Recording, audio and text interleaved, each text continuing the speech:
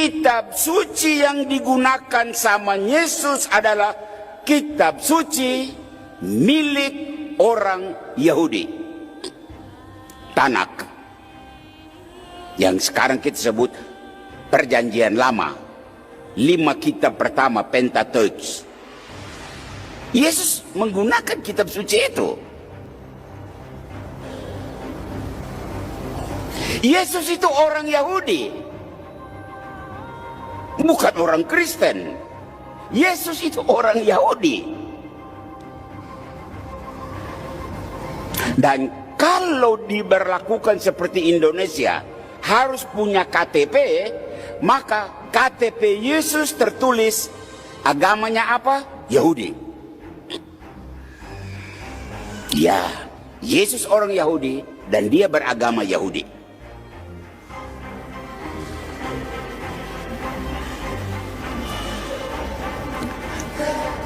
Yesus karena dia orang Yahudi, beragama Yahudi, maka dia hidup sesuai adat istiadat dan agama Yahudi.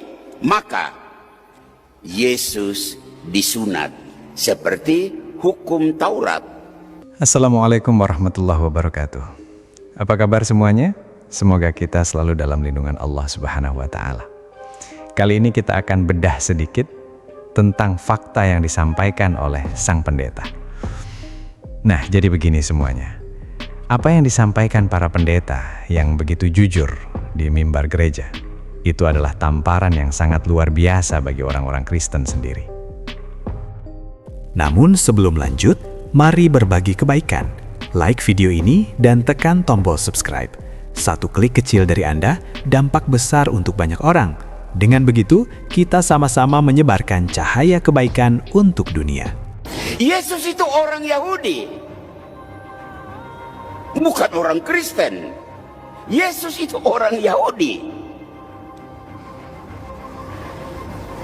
Dan kalau diberlakukan seperti Indonesia, harus punya KTP, maka KTP Yesus tertulis agamanya apa? Yahudi. Ya, Yesus orang Yahudi dan dia beragama Yahudi.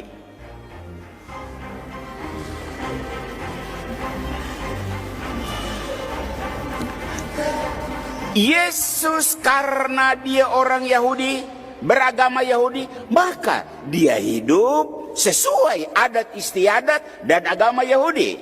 Maka Yesus disunat seperti hukum Taurat.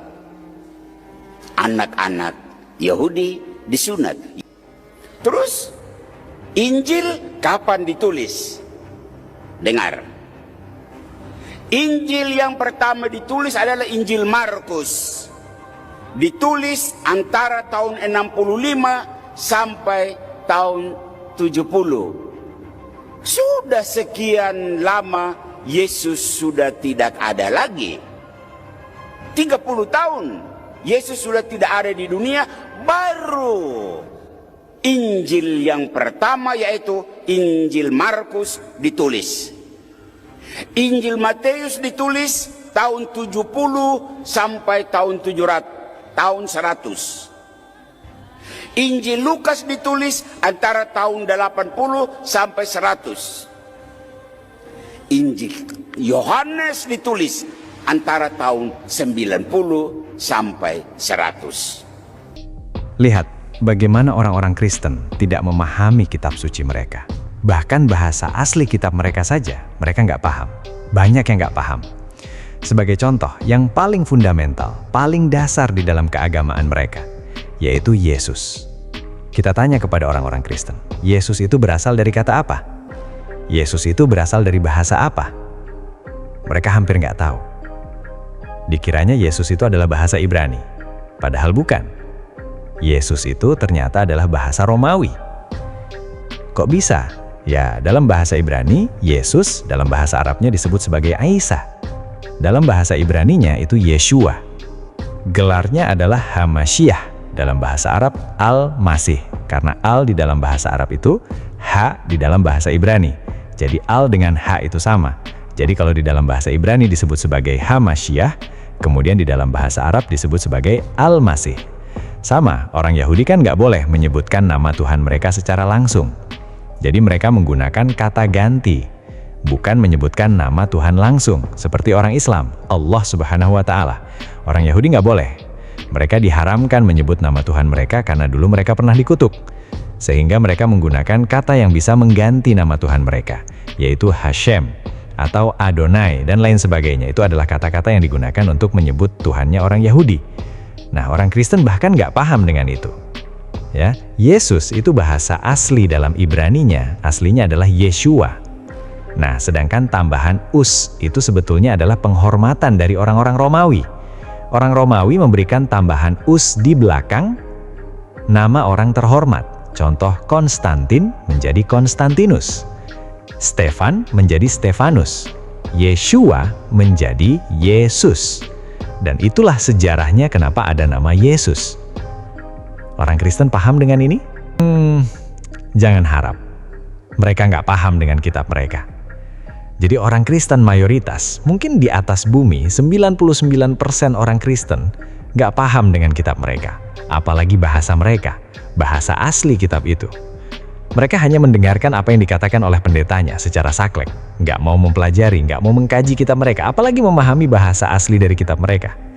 Kalau orang Islam, mohon maaf, sebodoh-bodohnya orang Islam itu, mereka masih tahu abatasa. Abatasa saja mereka bisa kok. Baca Quran, walaupun mungkin artinya harus buka terjemahan karena mereka tidak mempelajari bahasa Arab lebih dalam. Tetapi huruf-huruf Arab mereka nggak buta. Dari kecil mereka sudah diajarkan.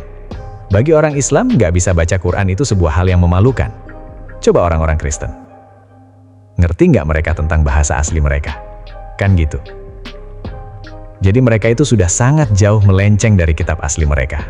Makanya wajar kekristenan selama 2000 tahun masih memperdebatkan tentang ketuhanan mereka. Selama 2000 tahun. Bayangin, Tuhan aja nggak fix selama 2000 tahun. Wallahu a'lam bishawab. Semoga jadi pelajaran bagi kita bersama.